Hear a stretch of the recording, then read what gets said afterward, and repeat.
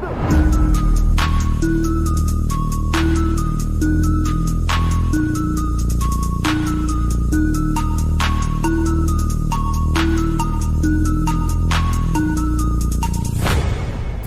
What is going on, everybody? Pete Simonetti here for the one, the only NyynewsTV.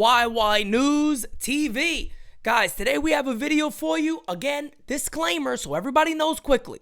Have no idea if anything like this is in the works. No inside source on this. Just having fun and trying to figure out ways that we can make smart and creative moves by dumping some of the dead wood on this team for somebody else who I feel like would be a better fit for the New York Yankees. And of course, on top of that, keeping you guys in the loop and the conversation, because that is what NyynewsTV does. As you guys already know, we are the best in news, rumors, and of course, entertainment. It is what we do over here. Guys already know the deal. So we're going to make sure that we start already and get in. Spank!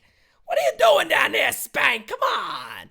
It's early, Spank. Get out of here. Spank heard entertainment. He gets a little, wild with the whole entertainment thing. But anyway, I want to talk about this deal because you guys heard me mention this yesterday when I talked about the potential that Carlos Correa is a Giant for 13 years. Brandon Crawford is a San Francisco Giant legend. They love Brandon Crawford. He was there for the titles, part of that whole Buster Posey crew where they really all came up together and put on a show. Was a very successful team there for a while. And Brandon Crawford is loved. So now you're probably sitting there saying, Pete, they got, Carlos Correa. And this is what a lot of people ask me. You think they move Brandon Crawford now? There's a possibility. And the rumor is that Brandon Crawford is open to playing third base. And he's been one of the best defensive shortstops for a while. So him playing third base, I don't think anybody would be too concerned with. I think the Giants are probably very, very okay with him potentially playing third. So just throwing it out there, but with the possibility of them not being 100% certain that Brandon Crawford will play third base, and maybe there's a possibility to increase their overall roster and maybe to better their roster by making a potential trade with the New York Yankees. Maybe they feel that there's something that could be done there. Now, I'm going to leave Gleyber Torres out of this video because I don't like that. What I'm looking at here is ways that the Yankees could move their dead wood, being Josh Donaldson or Aaron Hicks, of course, with attaching some other guys to it. So I wanted to have a little fun with this video. I want to talk about it, get some ideas. We have no idea if this is even a possibility. There is a Yankee connection there with Brandon Crawford, and we are going to start off with Brandon Crawford and talk about him. So let's get him pulled up here. Here he is. Brandon Crawford, of course, is going to be playing next year. His birthday is on January 21st at his age 36 season. Not the same guy, of course. He's owed about $16 million this year, but has had a great career for the San Francisco Giants. You take a look here for Brandon Crawford. Has a couple of rings with the Giants, couple of all-star appearances with the Giants, couple of gold gloves with the Giants. As recently as 2021, he won the Gold Glove Award. But a down year last year. 407 ABs, 98 Ks, 231 average, 308 on base percentage, 344 slugging, 9 home runs, 15 doubles. So I know you're probably jumping up and down saying, Pete, but why? Why would this be a type of guy you'd want to bring to the Yankees? Well, one being, he's also great defensively, and two being, I take into account when a guy has won. I think that is a valuable thing, and as you see right here, Brandon Crawford has won the World Series in 2012. Brandon Crawford has also won the World Series in 2014. 2014, he was phenomenal. As you guys see, had a 304 batting average during that World Series.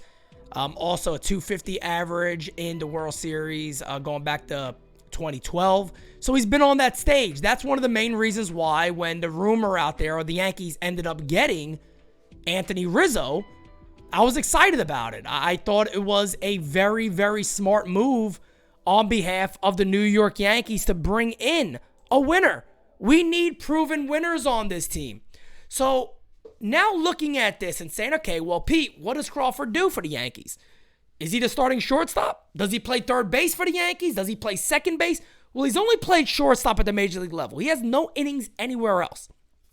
So you can sit there immediately and go, But then again, we're just putting a veteran over our young guy? No, I am not suggesting the Yankees do that. I'm suggesting if the Yankees could make a deal to move salary, maybe it's something that matches up a little bit while giving something up a little more, adding a Brandon Crawford to play shortstop, third base, maybe second, wherever you feel comfortable. But having a veteran presence who's been there and done that around Anthony Volpe or Oswald Peraza, to me, really makes sense. And it's the same thing I spoke about when it came to getting a Carlos Correa. Is those are the guys you want around the youth. We know that Jeremy Pena basically went out of his way to praise Carlos Correa and said, hey, look, this guy never had to call me. He was gone. He called me up and said, hey, look, it's your job now. Run with it. Play your best. Put your head down. You're going to make mistakes. You're going to make errors. Keep going out there and playing.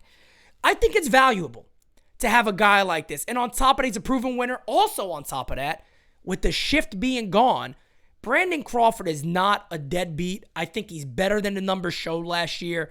He's a lefty bat. I would expect the power number to go up at Yankee Stadium. I think that would increase a little bit. Do I think he comes over and he's this elite player? Of course not. Do I think he could be extremely valuable to a team like the Yankees, whether on the bench, playing some short, playing some third? I do. I think he's a veteran, been there and done that. So now you look at what could be done. Well, we already know this guy right here that I'm going to get pulled up for you guys right now, Josh Donaldson. The rumor out there is the Yankees are not looking to even move JD. I don't know how the hell that's the case. I think that is absolutely batshit crazy. But I guess we'll find out. JD is going to play next year at 37 years old. Just had a birthday. Happy belated birthday to Josh Donaldson. But again, guys, you look at those numbers last year. 222 average, 308 on-base percentage, 15 home runs. Look, not so different he struck out a little more than Brandon Crawford did, but not too different. He also did what Brandon Crawford did, played very good defense. You scroll on down to his salary, Brandon Crawford this year gets about 16 mil. JD's coming in at about 21 million. So there's still a little bit of a difference there. The Yankees will still be saving some money. What could the Yankees then do to entice the Giants to go, well, how does this improve our club? Relief pitching. Relief pitching and or prospect. If the Giants simply say, we want a couple of arms, or we want another young prospect to add to our pool, could the Yankees then add a Garcia? Could they add a Greg Weissert? Could they add a Lucas Litke?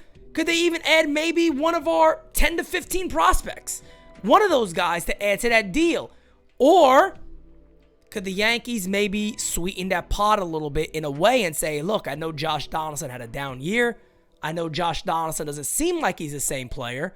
We got somebody a little younger, plays the outfield, maybe in a different environment. And without the shift, Aaron Hicks potentially is a better player. And you'll have him longer. Now, that could work one or two ways. Go ahead and scroll on down to the salaries here. Aaron Hicks is owed about $30 million still overall. Now, if the Yankees came out and said, hey, look, we got the 1 year left of Brandon Crawford, right? He only has the 1 year at $16 million. We will pay down $12 million of that $30 million remaining, meaning you're only stuck with 18. That's $2 more million than you are owed. The Yankees are then saving the money of the final 2 seasons of Aaron Hicks. That might be paying a little more this year, but they're saving money still. If they then sweeten that pie and go, the money's not too different, but we'll also add in Greg Weissert. We'll also add in a Lucas Litke. We'll also add in a Davy Garcia. Maybe we add in, like I said before, 12, 13, 14, 15, 16, 17 ranked prospect into that deal. Do the Giants sit back and go, okay, now the money's not too different. Yeah, we're paying a little more on the back end overall. And of course, you still got that $12.5 million team option or a $1 million buyout. So you add $1 million to that. Big whoop. Big whoop. It's not a major difference where that team may simply say, there is no way in hell I'm making this type of deal. It's actually something I could see where it could potentially work out. depending on what player they want. Now, again, is this spitballing? Is this bullshitting? Yeah, because, the Yankees right now are stuck on if they're going to get Carlos Rodon. We know those are the things that move the needle, right?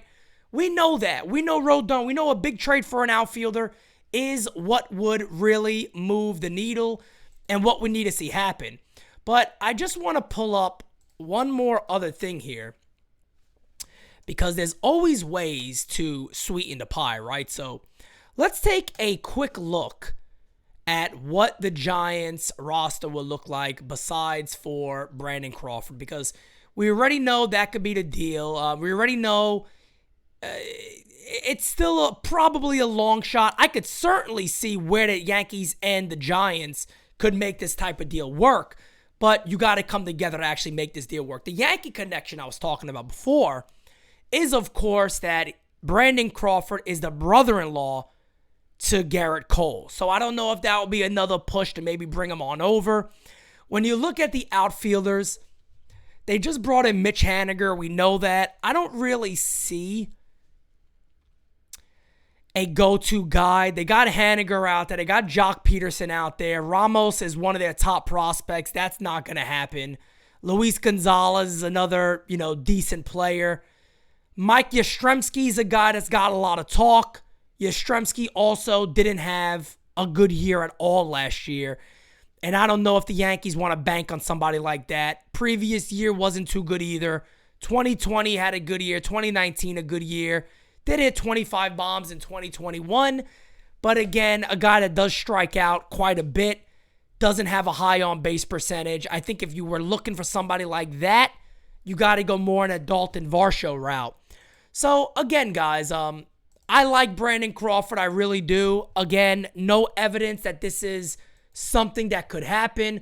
No evidence that, this deal is going to be made. It's spitballing. I got the question a lot yesterday, and I thought and I could see where it would potentially make sense for the New York Yankees. But again, the Yankees are out there kind of in limbo. We are waiting for the Yankees to make some moves. Spanky, let him know the word, my friend. There it is. Like the bleeping video. Good job, Spank. But again, I do believe that Brandon Crawford is a proven winner. I do believe that Brandon Crawford is potentially a better option for the New York Yankees than Donaldson, than Aaron Hicks. And if you got to add a little more to get a guy like Crawford over to the Yankees and you replace one of those guys, hey, look, I'm cool with it. I am 100% okay with that. World Series winner could, if he plays short the way he does at an elite level, he could play third base, probably play a little bit of second base. The Giants may just simply say, he's our legend. We got it for 1 year. We'll keep him at third base. No problem. But I'm having fun. It's what we do here at NYY News TV. We try to pick your guys' brain and start conversations. So, guys, again, let me know in the comments below. What do you think about that type of potential deal? Do you think it's possible? Is it something you would do? Especially, like I said before, it's not something that moves the needle. So don't go, oh, Pete, this is not the moves we want to make. We know that it doesn't move the needle, but it does get some of the dead weight on your team that has not worked out for, again, like I said, a proven winner. So let me know. Go Spank! Go Spanky! Spanky apparently likes the idea of it. So if that's all that matters, if Spank likes it, that's all that matters. Guys, go in the comments below. Let me know what you think. Is this something you would consider? I don't know. Maybe you would. A lot of fans asked about it. My wish is your demand. Talk to me in the chat, guys. Talk to you soon. See you later. I'm out. Twin Bill tonight, live. Be there. Check them out. Adios, folks.